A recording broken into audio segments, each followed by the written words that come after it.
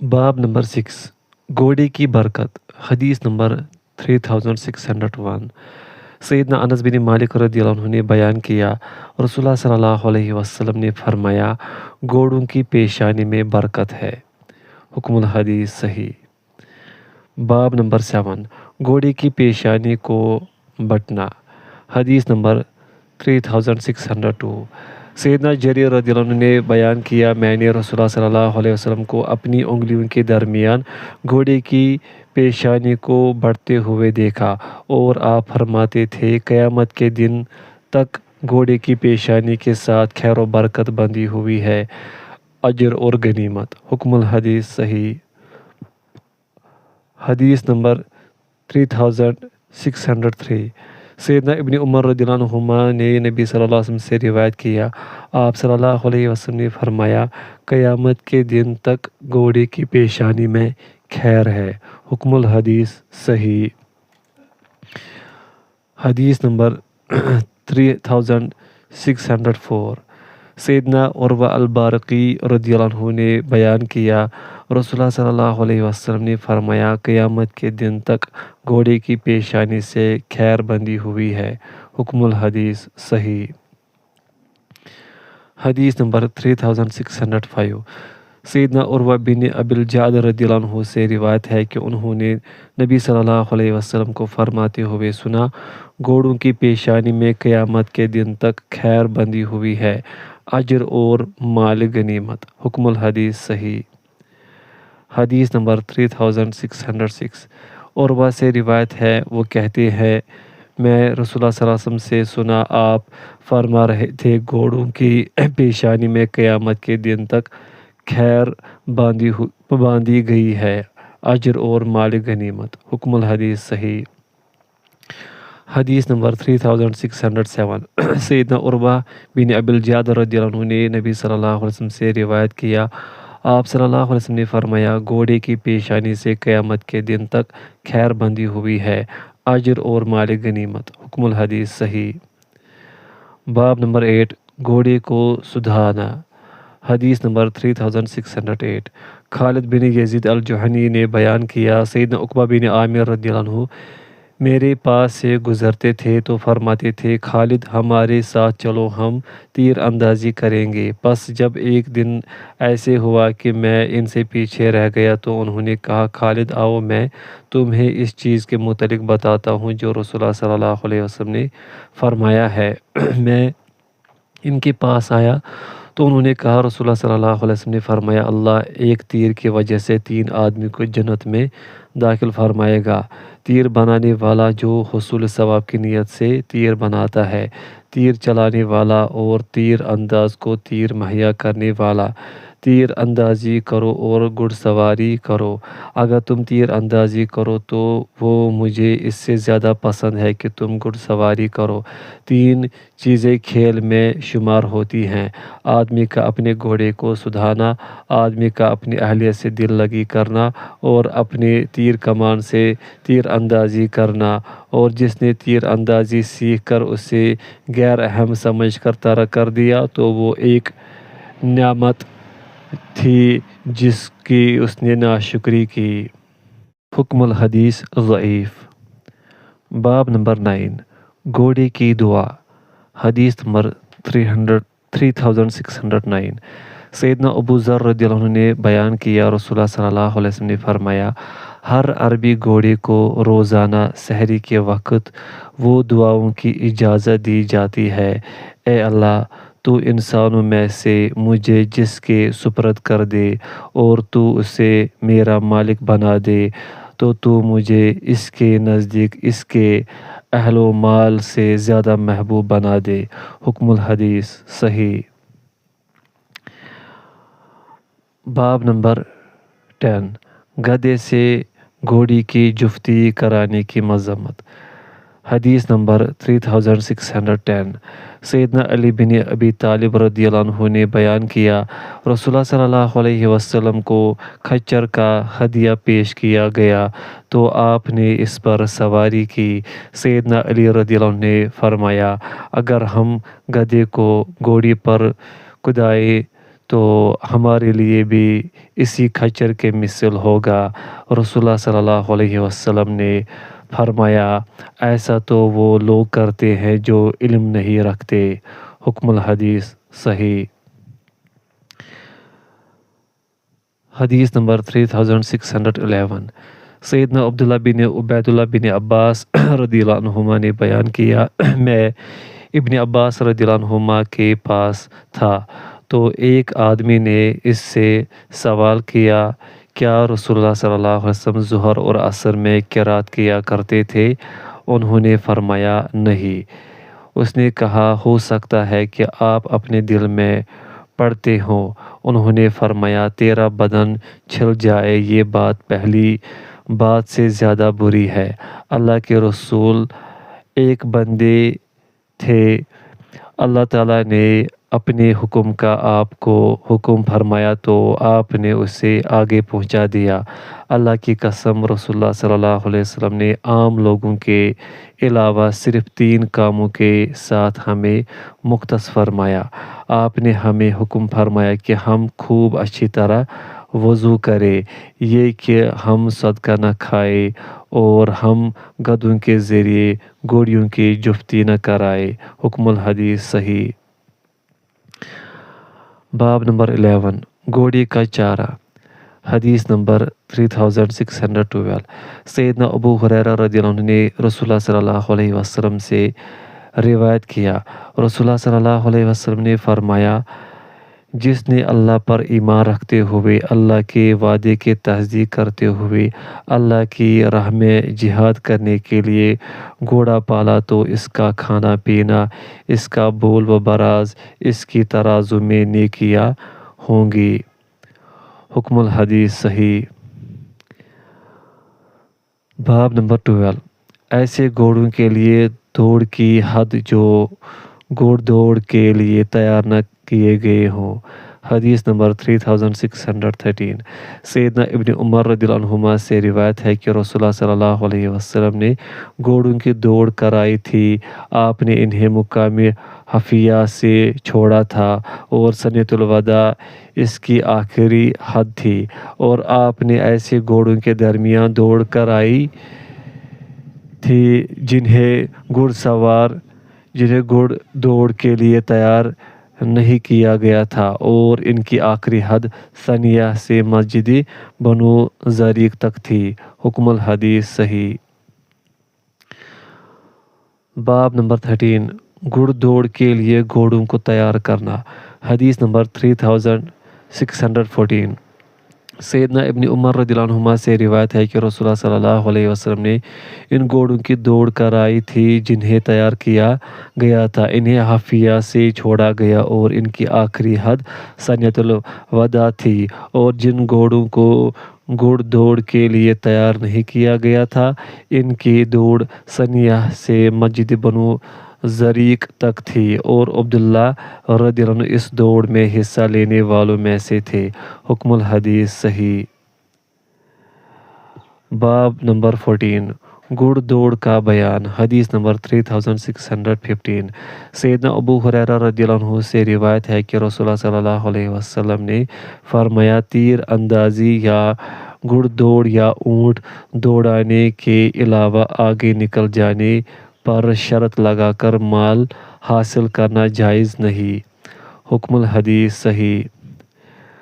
حدیث نمبر 3616 سیدنا ابو ہریرہ رضی اللہ عنہ سے روایت ہے کہ رسول اللہ صلی اللہ علیہ وسلم نے فرمایا اونٹ یا گھوڑے دوڑانے یا تیر اندازی کے علاوہ آگے نکل جانے پر شرط لگانا جائز نہیں۔ حکم الحدیث صحیح۔ حدیث نمبر 3617 سیدنا ابو ہریرہ رضی اللہ عنہ نے بیان کیا گھوڑے دوڑانے یا اونٹ دوڑانے کے علاوہ آگے نکل جانے پر شرط لگانا جائز نہیں۔ حکم الحدیث صحیح۔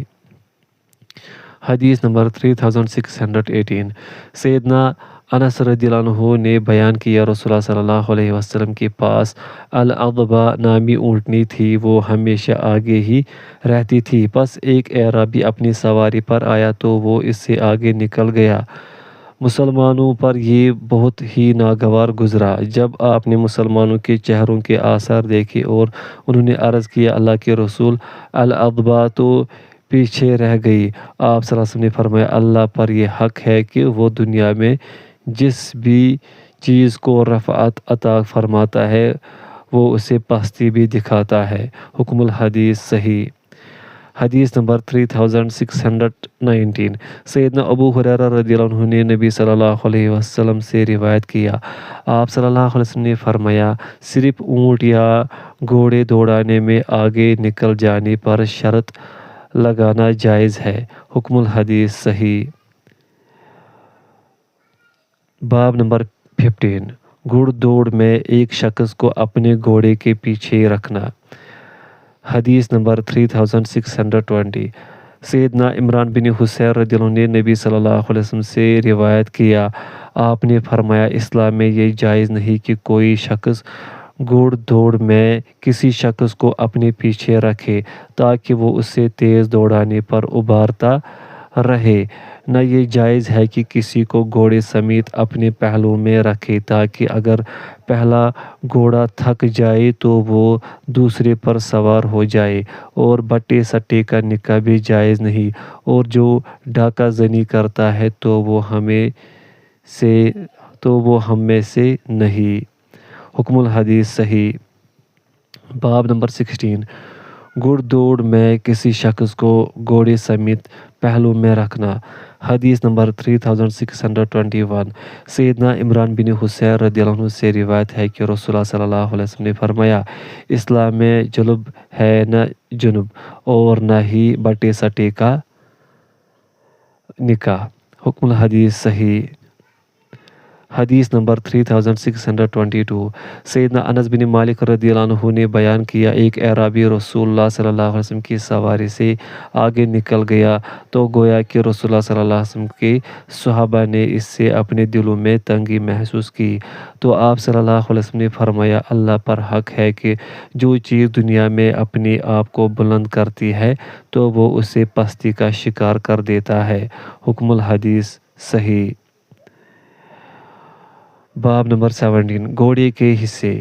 حدیث نمبر 3623 سیدنا عبداللہ بن زبیر رضی اللہ عنہما بیان کیا کرتے تھے کہ رسول اللہ صلی اللہ علیہ وسلم نے خیبر کے سال سیدنا زبیر بن عوام رضی اللہ عنہ کے لیے 4 حصے مقرر کیے تھے، ایک حصہ زبیر رضی اللہ عنہ کے لیے، ایک حصہ زبیر رضی اللہ عنہ کی والدہ محترمہ صفیہ بنت عبد المطلب رضی اللہ عنہما سے قرابت داری کی وجہ سے، اور 2 حصے گھوڑے کے لیے۔ حکم الحدیث حسن الاسناد۔ کتاب الاحباس راہ الہی میں وقف سے متعلقہ احادیث۔ باب نمبر 1 رسول اللہ صلی اللہ علیہ وسلم نے اپنی وفات کے وقت کیا چھوڑا تھا۔ حدیث نمبر 3624 سیدنا عمر بن حارث رضی اللہ عنہ نے بیان کیا رسول اللہ صلی اللہ علیہ وسلم نے اپنی وفات کے وقت دینار چھوڑا، نہ کوئی درہم، کوئی غلام، نہ کوئی لونڈی، سوائے آپ کا اشہبا کھچر، آپ اس پر سواری کیا کرتے تھے، آپ کا اسلحہ جنگی ہتھیار اور کچھ زمین آپ نے اس سے بھی اللہ کی راہ میں وقف کر دیا تھا۔ قتیبہ نے ایک مرتبہ یوں بیان کیا اسے صدقہ کر دیا تھا۔ حکم الحدیث صحیح۔ حدیث نمبر 3625 سیدنا عمر بن حارث رضی اللہ عنہ بیان کرتے ہیں رسول اللہ صلی اللہ علیہ وسلم نے صرف اپنا سفید کھچر، اپنے جنگی ہتھیار اور کچھ زمین چھوڑی تھی اور آپ نے اسے بھی صدقہ کر دیا تھا۔ حکم الحدیث صحیح۔ حدیث نمبر 3626 سیدنا عمر بن حارث رضی اللہ عنہ بیان کرتے ہیں میں نے رسول اللہ صلی اللہ علیہ وسلم کو دیکھا، آپ نے صرف اپنا اشہبا کھچر، اپنے جنگی اوزار اور کچھ زمین کو بطور صدقہ چھوڑا تھا۔ حکم الحدیث صحیح۔ باب نمبر 2 وقف کا بیان، وقف کی تحریر کس طرح ہوگی، اور ابن عمر رضی اللہ عنہما کی حدیث میں ابن عون پر اختلاف کا ذکر۔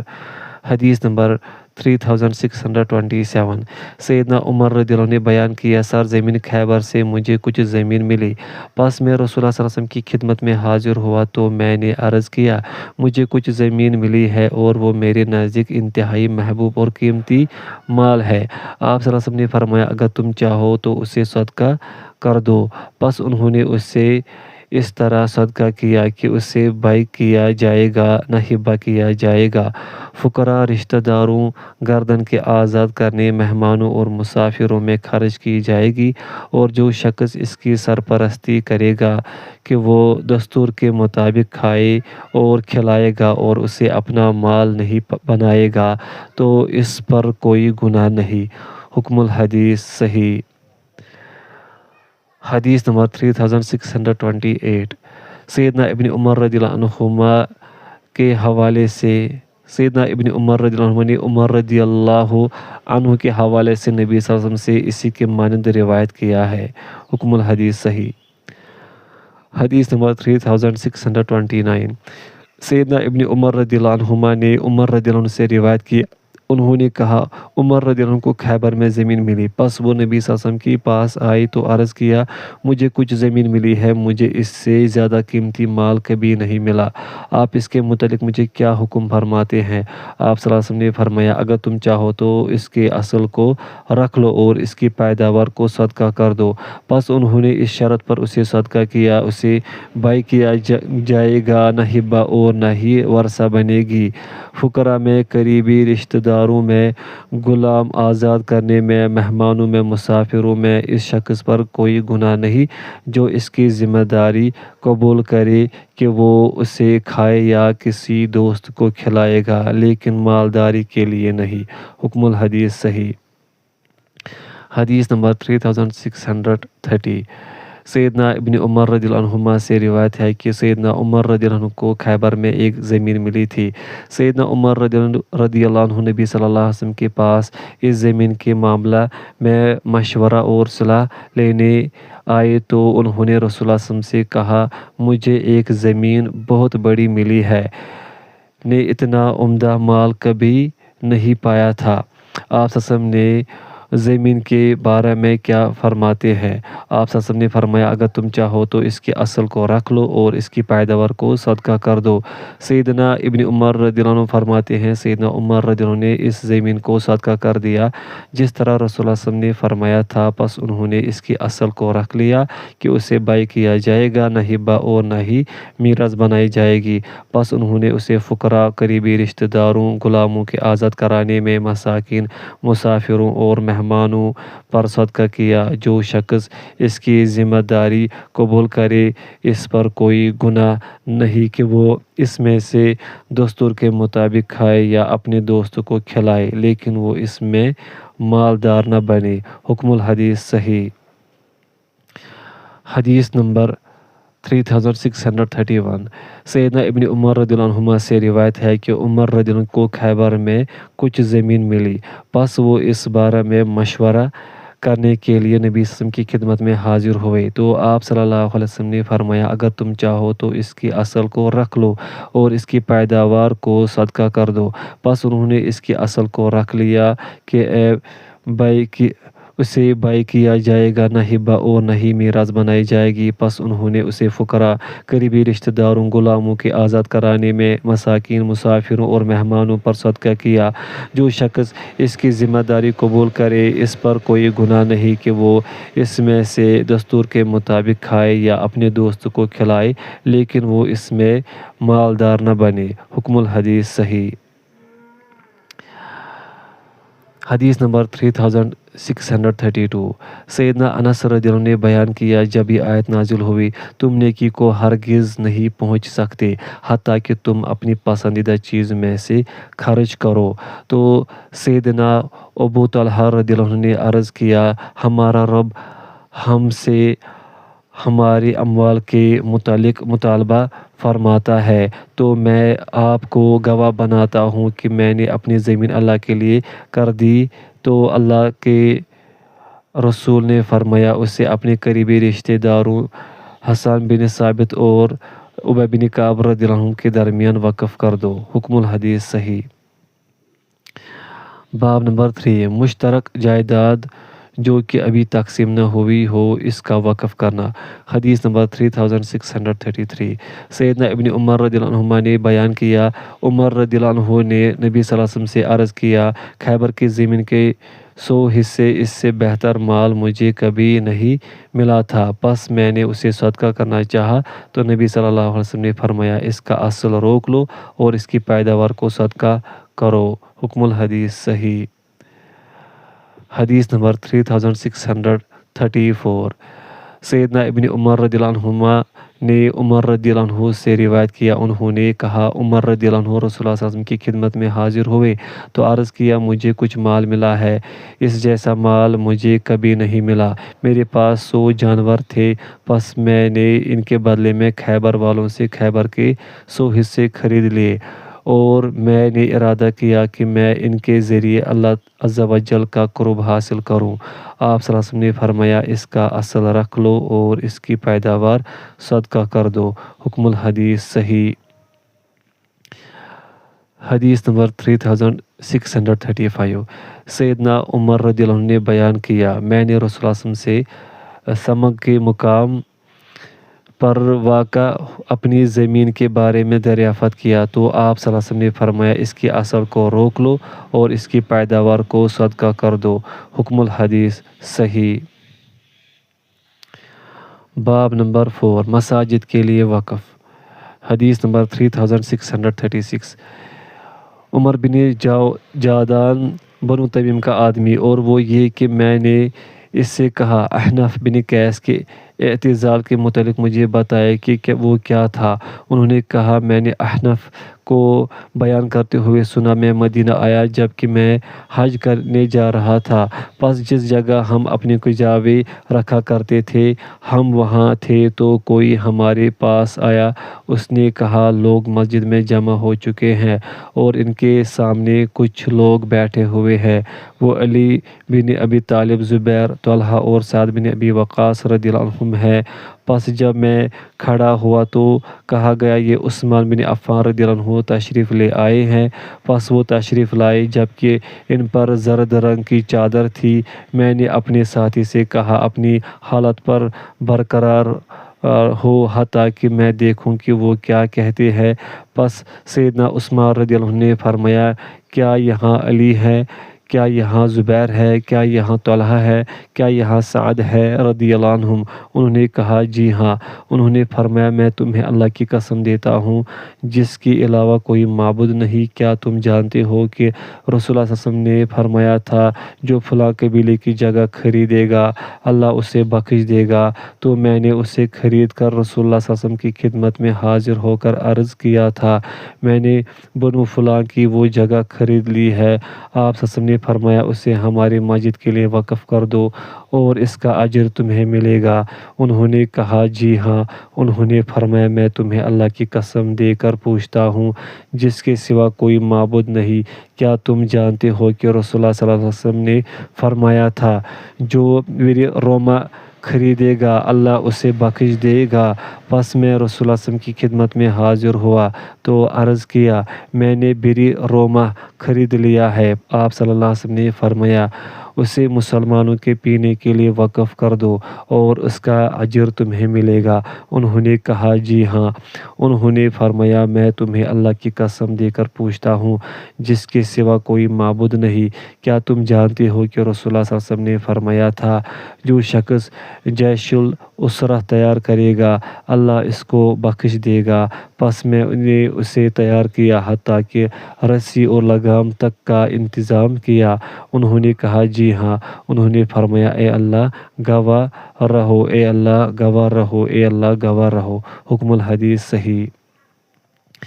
حدیث نمبر 3637 احنف بن قیس نے بیان کیا ہم حج کے قصد سے روانہ ہوئے، پس ہم مدینہ پہنچے جبکہ ہم حج کا ارادہ رکھتے تھے، پس اس اثناء میں کہ ہم اپنے کجاوے رکھنے کی جگہوں پر تھے کہ آنے والا ہمارے پاس آیا تو اس نے کہا لوگ مسجد میں جمع ہو چکے ہیں اور وہ دہشت زدہ ہے۔ پس ہم گئے، دیکھا کہ لوگ کچھ لوگوں کے پاس مسجد کے وسط میں جمع ہے۔ علی، زبیر، طلحہ اور سعد بن ابی وقاص رضی اللہ عنہم بھی وہاں موجود ہیں۔ ہم اسی حالت میں تھے کہ عثمان بن عفان رضی اللہ عنہ تشریف لے آئے۔ ان پر زرد رنگ کی چادر تھی، اس کے ساتھ انہوں نے سر ڈھانپ رکھا تھا۔ انہوں نے فرمایا، کیا یہی یہاں علی ہے؟ کیا یہاں طلحہ ہے؟ کیا یہاں زبیر ہے؟ کیا یہاں سعد ہے رضی اللہ عنہم؟ انہوں نے کہا، جی ہاں۔ انہوں نے فرمایا، میں تمہیں اللہ کی قسم دیتا ہوں جس کے سوا کوئی معبود نہیں۔ کیا تم جانتے ہو کہ رسول اللہ صلی اللہ علیہ وسلم نے فرمایا تھا، جو بنو فلاں کی زمین خریدے گا اللہ اسے بخش دے گا۔ پس میں نے 20,000 یا 25,000 میں اسے خریدا تھا۔ پس میں رسول اللہ صلی اللہ علیہ وسلم کی خدمت میں حاضر ہوا تو آپ کو بتایا۔ آپ صلی اللہ علیہ وسلم نے فرمایا، اسے ہماری مسجد کے لیے وقف کر دو اور تمہیں اس کا اجر ملے گا۔ انہوں نے کہا، یقیناً ایسے ہی ہوا تھا۔ انہوں نے فرمایا، میں تمہیں اللہ کی قسم دیتا ہوں جس کے سوا کوئی معبود نہیں۔ کیا تم جانتے ہو کہ رسول اللہ صلی اللہ علیہ وسلم نے فرمایا تھا، جو شخص بیر رومہ خریدے گا اللہ اسے بخش دے گا۔ پس میں نے اسے اتنی اور اتنی قیمت پر خریدا اور رسول اللہ صلی اللہ علیہ وسلم کی خدمت میں حاضر ہو کر عرض کیا، میں نے اسے اتنی اور اتنی قیمت پر خرید لیا ہے۔ آپ صلی اللہ علیہ وسلم نے فرمایا، اسے مسلمانوں کے پینے کے لیے وقف کر دو اور تمہیں اس کا اجر ملے گا۔ انہوں نے کہا، یقیناً اسی طرح ہے۔ انہوں نے فرمایا، میں تمہیں اللہ کی قسم دے کر پوچھتا ہوں جس کے علاوہ کوئی معبود نہیں، کیا تم جانتے ہو کہ رسول اللہ صلی اللہ علیہ وسلم نے لوگوں کے چہروں کو دیکھ کر فرمایا تھا، جو ان لوگوں کو جہاد کے لیے تیار کرے گا اللہ اسے بخش دے گا، یعنی جیش العسرہ۔ پس میں نے انہیں تیار کیا حتیٰ کہ رسی اور لگام تک فراہم کی۔ انہوں نے کہا، یقیناً اسی طرح ہے۔ انہوں نے فرمایا، اے اللہ گواہ رہو، اے اللہ گواہ رہو۔ حکم الحدیث صحیح۔ حدیث نمبر 3638۔ ثمامہ بن حزن القشیری نے بیان کیا، میں اس گھر کے واقعے کا گواہ ہوں جس میں عثمان رضی اللہ عنہ محصور تھے۔ جس وقت عثمان رضی اللہ عنہ نے انہیں جھانک کر فرمایا، میں تمہیں اللہ اور اسلام کے واسطے سے پوچھتا ہوں، کیا تم جانتے ہو کہ رسول اللہ صلی اللہ علیہ وسلم مدینہ تشریف لائے تھے تو وہاں بیر رومہ کے علاوہ مسلمانوں کو پینے کا میٹھا پانی نہیں تھا؟ تو آپ نے فرمایا، کون بیر رومہ خرید کر مسلمانوں کے وقف کر دے گا تو اللہ اسے اس سے بہتر جنت میں عطا فرمائے گا۔ پس میں نے اسے اپنے ذاتی مال سے خرید کر مسلمانوں کے لیے وقف کر دیا تھا، اور آج تم مجھے اس کا پانی پینے سے منع کرتے ہو، حتیٰ کہ میں سمندر کا کھاری پانی پیتا ہوں۔ انہوں نے کہا، یقیناً اسی طرح ہے۔ انہوں نے فرمایا، میں تمہیں اللہ اور اسلام کے واسطے سے پوچھتا ہوں، کیا تم جانتے ہو کہ جب مسجد نمازیوں کے لیے تنگ پڑ گئی تھی تو رسول اللہ صلی اللہ علیہ وسلم نے فرمایا تھا، جو شخص آل فلاں کا قطعہ زمین خرید کر مسجد میں شامل کر دے گا تو اسے جنت میں اس سے بہتر ملے گا۔ پس میں نے اسے اپنے ذاتی مال سے خرید کر مسجد کی توسیع کر دی تھی، جبکہ تم مجھے اس مسجد میں 2 رکعتیں پڑھنے نہیں دیتے ہو۔ انہوں نے کہا، یقیناً اسی طرح ہے۔ انہوں نے فرمایا، میں تمہیں اللہ اور اسلام کے واسطے سے پوچھتا ہوں، کیا تم جانتے ہو کہ رسول اللہ صلی اللہ علیہ وسلم مکہ کے سبیر پہاڑ پر تھے، ابوبکر و عمر رضی اللہ عنہما اور میں آپ کے ساتھ تھے۔ وہ پہاڑ ہلا تو رسول اللہ صلی اللہ علیہ وسلم نے اسے اپنے پاؤں کی ٹھوکر مار کر فرمایا، سبیر ٹھہر جاؤ، تم پر ایک نبی، ایک صدیق اور 2 شہید ہے۔ انہوں نے کہا، جی ہاں اسی طرح ہے۔ انہوں نے فرمایا، اللہ اکبر۔ انہوں نے میرے حق میں گواہی دی، رب کعبہ کی قسم، یعنی کہ میں شہید ہوں۔ حکم الحدیث حسن۔ حدیث نمبر 3639۔ ابو سلمہ بن عبد الرحمن سے روایت ہے کہ سیدنا عثمان رضی اللہ عنہ کو جس وقت انہوں نے محصور کیا تھا تو انہوں نے انہیں جھانک کر فرمایا، میں اس شخص کو اللہ کی قسم دے کر پوچھتا ہوں جس نے رسول اللہ صلی اللہ علیہ وسلم کو پہاڑ والے دن جس وقت اس نے جبنش کی تھی تو آپ نے اس پر ٹھوکر مارتے ہوئے جو فرمایا تھا اسے سنا ہو۔ آپ صلی اللہ علیہ وسلم نے فرمایا تھا، ٹھہرو، تھم جاؤ، تم پر ایک نبی یا صدیق یا 2 شہید ہی تو ہے، اور میں آپ کے ساتھ تھا۔ پس کئی آدمیوں نے اس کی گواہی دی۔ پھر انہوں نے فرمایا میں اس شخص کو اللہ کی قسم دے کر پوچھتا ہوں جو بیعت رضوان میں رسول اللہ صلی اللہ علیہ وسلم کے ساتھ موجود تھا، اس نے آپ کو فرماتے ہوئے سنا ہو یہ اللہ کا ہاتھ ہے اور یہ عثمان کا ہاتھ ہے۔ اس پر بھی کئی افراد نے گواہی دی۔ پھر فرمایا میں اس شخص کو اللہ کی قسم دے کر پوچھتا ہوں جس نے جیش العسرہ کے دن رسول اللہ صلی اللہ علیہ وسلم کو فرماتے ہوئے سنا ہو کون نفقہ متقبلہ خرچ کرتا ہے، پس میں نے نصف لشکر کو اپنے مال سے تیار کیا تھا۔ اس پر بھی بہت سے لوگوں نے گواہی دی تھی۔ پھر انہوں نے فرمایا میں ایسے شخص کو اللہ کی قسم دے کر پوچھتا ہوں جس نے رسول اللہ صلی اللہ علیہ وسلم کو فرماتے ہوئے سنا ہو جنت میں ایک گھر کے بدلے میں کون اس مسجد کی توسیع کرتا ہے، پس میں نے اسے اپنے مال سے خریدا تھا۔ پس کئی افراد نے گواہی دی۔ پھر انہوں نے فرمایا میں ایسے شخص کو اللہ کی قسم دیتا ہوں جو بیر روما کی فروخت کے وقت موجود تھا، پس میں نے اسے اپنے مال سے خریدا تھا اور اسے مسافروں کے لیے وقف کر دیا تھا۔ پس کئی افراد نے گواہی دی۔ حکم الحدیث ما قبل سے مل کر صحیح۔ حدیث نمبر 3640 ابو عبد الرحمن السلمی نے بیان کیا جب سیدنا عثمان رضی اللہ عنہ کو ان کے گھر میں محصور کر دیا گیا تو بہت سے لوگ ان کے گھر کے ارد گرد جمع ہو گئے۔ انہوں نے ان پر جھانک کر فرمایا اور پھر حدیث بیان کی۔ حکم الحدیث صحیح۔ کتاب الوصایا وصیتوں سے متعلقہ احادیث۔ باب نمبر 1 وصیت میں تاخیر کرنا پسندیدہ عمل نہیں۔ حدیث نمبر 3641 سیدنا ابو ہریرہ رضی اللہ عنہ نے بیان کیا ایک آدمی نبی صلی اللہ علیہ وسلم کی خدمت میں حاضر ہوا تو اس نے عرض کیا اللہ کے رسول کون سا صدقہ زیادہ اجر کا باعث ہے؟ آپ صلی اللہ علیہ وسلم نے فرمایا یہ کہ تم صدقہ کرو جب کہ تم تندرست ہو، مال کی حرص ہو، فقر کا اندیشہ ہو اور بقا کی امید ہو، اور تو مؤخر نہ کر حتیٰ کہ وہ جان حلق تک پہنچ جائے تو کہے فلاں کے لیے اتنا، فلاں کے لیے تو ہو چکا۔ حکم الحدیث صحیح۔ حدیث نمبر 3642 سیدنا عبداللہ رضی اللہ عنہ نے بیان کیا رسول اللہ صلی اللہ علیہ وسلم نے فرمایا تم میں سے کون ہے جس سے اپنے وارث کا مال اپنے مال سے زیادہ پسند ہو؟ انہوں نے عرض کیا اللہ کے رسول ہم میں سے ہر شخص کو اپنا مال وارث کے مال سے زیادہ محبوب ہے۔ رسول اللہ صلی اللہ علیہ وسلم نے فرمایا جان لو تم میں سے ہر شخص کو اپنے وارث کا مال اپنے مال سے زیادہ محبوب ہے۔ تمہارا مال تو وہ ہے جو تم نے آگے بھیجا ہے اور تمہارے وارث کا مال وہ ہے جو تم نے پیچھے چھوڑا ہے۔ حکم الحدیث صحیح۔ حدیث نمبر 3643 مطرف نے اپنے والد کے حوالے سے نبی صلی اللہ علیہ وسلم سے روایت کیا آپ صلی اللہ علیہ وسلم نے فرمایا بہتات کی حرص نے تمہیں غافل بنائے رکھا حتیٰ کہ تم نے قبرستان کی زیارت کر لی، وہاں تک پہنچ گئے۔ فرمایا انسان کہتا ہے میرا مال، حالانکہ تمہارا مال تو وہ ہے جو تم نے کھا لیا اور ختم کر لیا، یا تم نے پہن لیا اور پرانا کر لیا، یا صدقہ کر کے آگے بھیج دیا۔ حکم الحدیث صحیح۔